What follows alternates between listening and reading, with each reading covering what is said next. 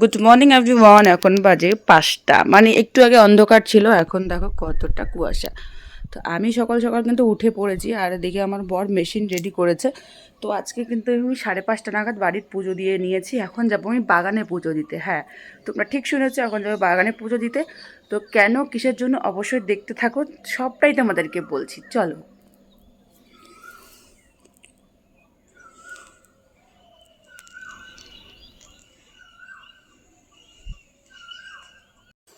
তো এই যাচ্ছি বাগানে পুজো দিতে, ভুট্টা খ্যাত।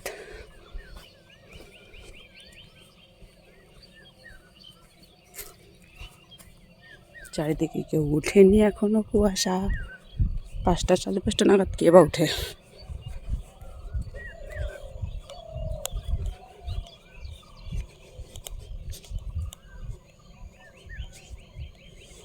কলা পাতা নিয়ে নেই।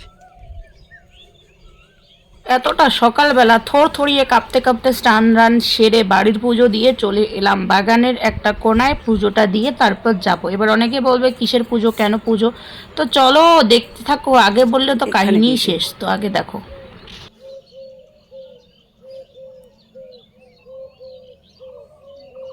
তো পুজোটা দিয়ে নিয়েছি, এবার যাব বাড়িতে। তো মেন কথা হচ্ছে দেখো একদম কি কুয়াশা লেগে গেছে সকালবেলা এই সময়টা, আর মাঝরাতে তো লাগে ভীষণ লেভেলের ঠান্ডা, তখন ব্ল্যাঙ্কেট নিতে হয়।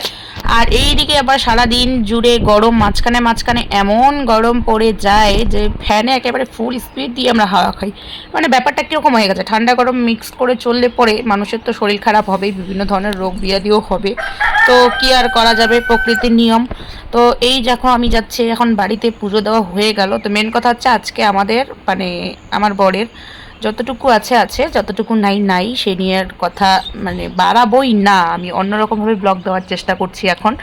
তো যাই হোক, আমার ব্লগ অনেক ভালো মন্দ, অনেক খারাপ, অনেক মানে ব্যক্তি, অনেক কিছু মানে বিশেষ ব্যক্তিগুলো দেখে। তো তো তাদের জন্য তাদের ভাবনা চিন্তা করে আমাকে কিন্তু এখন মানে খুব মানিয়ে গুছিয়ে ভালো মানে ভেবে চিন্তে ব্লগ দিতে হবে। তো যাই হোক, যারা আমার খারাপ মানে নেগেটিভ দিক তাদের চিন্তা আমি আর করছি না, যারা পজিটিভ তাদের দিক ভেবেই ব্লগ দেবো। তো বাড়িতে এলাম, বাড়িতে এসে একটা ছিল এগ রোল কালকে আনা, সেটাকে একটুখানি দেখলাম যে খাওয়া যাবে কিনা, তবে ওটা নষ্ট হয়ে গেছে, সেটা আর খাওয়া গেল না। তারপরে ঝুড়ি ভাজা দিয়ে চা খেলাম, এদিকে আমার মেয়ে উঠে গেছে। বাবাই, উঠেছো? উঠেছো? বলো গুড মর্নিং। Good morning. জানলা খুলে দিয়ে দাঁড়াও, এই যে আলো ঢুকে গেল। আসো। আজকে তো আমি আর ওর পাপা 4টা নাগাদ উঠে গেছি, আর মেয়ে এখন উঠলো। আজকে অনেক ভোরবেলা উঠেছি আমরা, আজকে অনেকটা সকালবেলা উঠেছি। ও এইমাত্র মেয়ে উঠলো, এখন ব্রাশ করাবেও, উঠে ওর পাপাকে যাচ্ছে। পাপা যাবে এখনো। সবজি বসিয়েছি, সবজিটা দেখি কতদূর কি হলো, তারপরে পাপার কাছে নিয়ে যাব। তো পুরোপুরি রান্না কমপ্লিট, আর এখন বর এই যে বাগানে পাতা কাটতে গেছে। তো যাই হোক, একটু পরে আসবে, খাওয়া দাওয়া করবে। তো যারা ভালোবাসে তাদেরকেই কিন্তু বাচ্চারাও ভালোবাসে, তাদের কাছে যেতে চায়। যারা ভালোবাসে না তাদের কিছু কিন্তু বাচ্চারাও মুখ ফিরিয়ে নেয়। তো ওই অনেকটা দূর থেকে আমার জেঠু শ্বশুর এসেছে, ওদের বাগান আছে আমাদের বাড়ির পাশে। তো বাগান দেখতে এসেছে, মানে প্রত্যেক দিনে সকালবেলা যখন তখন আসে। এদিকে মেয়ের সাথেও দেখা করে যায়, একটু খেলা করে যায়। তো মেয়েকে ডাকছে, আর এই দেখো মেয়ে কি আর কিটাই না করছে। আর মেয়ে ছিল আমার কোলে, আর আমি নিচ থেকে ভিডিওটা করেছি, কারণ সকাল সকাল আর অনেকগুলো মানুষ ছিল, তো সে কারণে আমি সেরকমভাবে ভিডিওটা করতে পারিনি। হ্যাঁ, অন্য আরেকটা ব্লগে আমি অবশ্যই আমার জেঠু শ্বশুরকে দেখিয়েছি, আমার মনে আছে, তোমাদের মনে আছে কি না জানি না। তো এই হচ্ছে আমার ফুলটুসি, আমার বাচ্চা সোনা মা। তো আমার মা কিন্তু অনেক কিছু এখন জানে, অনেক কিছু এখন বলতেও পারে, অনেক কিছু এখন বোঝে আগের থেকে। তো দিন যাচ্ছে, মেয়েটা বড় হচ্ছে, আমার মানে মা বাবাদের মন যেন কেমন অন্যরকম হয়ে যাচ্ছে। তো যাকে ছাড়া আমার একটা সেকেন্ড কাটে না, আমার বাচ্চার একমাত্র কারণ হচ্ছে আমার মেয়ে। তাকে ছাড়া আমি একটা দিন থাকবো কী করে সেটাই তো বুঝতে পারি না। কষ্ট করে মেয়েকে বড় করছি, কষ্ট করে মেয়েকে মানে একদম মানে কি বলবো, কলিজা ভুনা করে আমি আমার মেয়ের পিছনে ছুটছি, আর সেই মেয়েকে যদি অন্য কেউ এসে নিয়ে যায়, সত্যি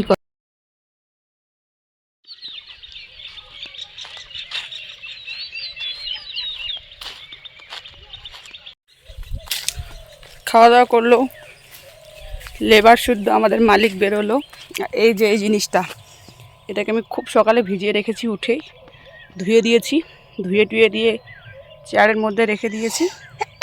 আর এখন বরকে বললাম মুখ তুলে দিতে, তাই তুলে দিল।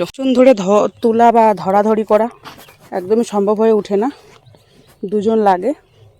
তাই ও আর একটা ভাইস্তা দুজন মিলে তুলে দিল। আর তারটাও অনেকটা উঁচু, বাঁশের তার, আমি তো পারবো না।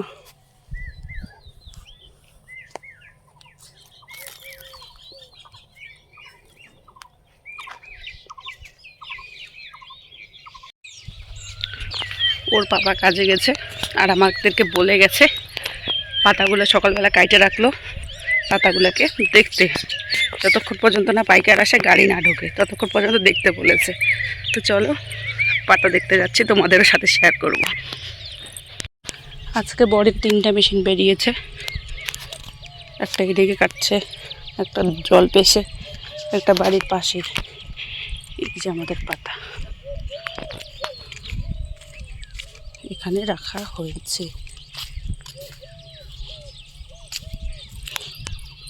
এখানে একটা মজার বিষয়, বর বলেছে মানে পাতাগুলো ওখানে রাখা আছে, মাঝে মাঝে গিয়ে একটু দেখো, কিন্তু আমাকে আর কিছু বলেনি যে আমি কি করব, এখানে এসে দেখতে বলেছে। এবার আমি এসে জাস্ট দেখে যাচ্ছি।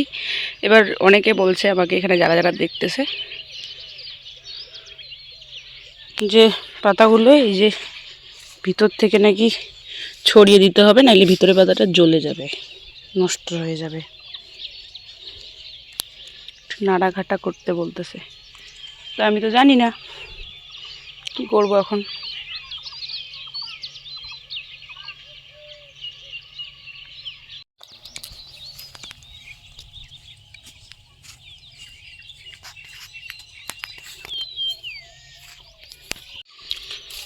তোমাদের একটা আমি জিনিস শেয়ার করি, চলো।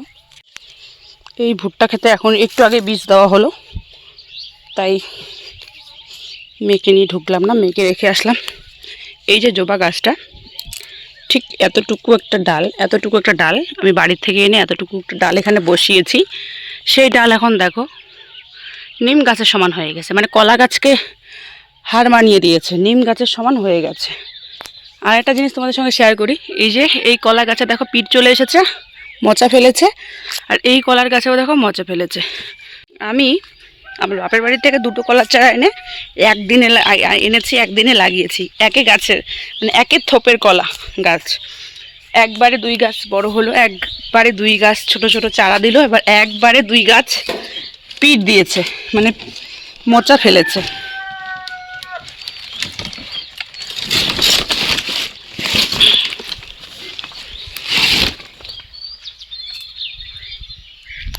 চলো এখন কটা ভাত খাওয়ার পালা। আর এখন বাজে 7:30, ভাবো তাইলে, মানে আমার 6টা নাগাদ প্রায় সমস্ত কিছু কাজ কমপ্লিট হয়ে গেছে আজকে। খেতে বসে পড়েছি, মাছের পেটি নিয়েছি একটা, আর মাছের হচ্ছে একটা পিস নিয়েছি, সবজি আর করলে ভাজা। তো চলো খাওয়া দাওয়া করে কথা বলছি। আমরা এখানে বসেছিলাম কাঁঠাল গাছের নিচে, পায়ে আঠা লেগেছে মেয়ের আর আমার, তাই মেয়ে আমার পায়ে আঠা উঠায় দিচ্ছে। আমি ওর পায়ে দিলাম, ও দেখলো কোথায় আঠা লেগেছে দেখি। যারা দই খেতে ভালোবাসো বা যাদের বাড়িতে গরু রয়েছে, দুধ কিনে খাও, তারাও ট্রাই করতে পারো। একটা জিনিস চলো তোমাদের সঙ্গে দেখাই। আমি এখানে 2 রকমের দই ট্রাই করেছি। একটা হচ্ছে কাঁচা দুধ এনে, আর একটা হচ্ছে ওই একটুখানি জাল দেওয়ার পরে। তো ব্যাপারটা ঠিক এরকম হয়ে গেছে, যে কীরকম, যে যেটা মনে করো কাঁচা ওটা একটু খমখমে হয়ে গেছে, ওটা আলাদা। আর যেটা মনে করো একটু জাল দিয়েছি সেটা হচ্ছে উপরে একদম মাখা মাখা ছানার মতন হয়ে গেছে, আর ভিতরে কিন্তু অনেকটা জল হয়েছে। কিন্তু দুটোর স্বাদ একদমই আলাদা, ভিন্ন স্বাদের। তোমরা ট্রাই করতে পারো, তাহলে তোমরা বুঝতে পারবে। তো চলো, ভিডিওটা আর বড় করছি না, এখানে শেষ করছি। কেমন লাগলো অবশ্যই কমেন্ট করে জানাবে। ভালো লাগলে কিন্তু লাইক, কমেন্ট, শেয়ার এবং সাবস্ক্রাইব করতে ভুলবে না। চলো, টাটা, বাই বাই।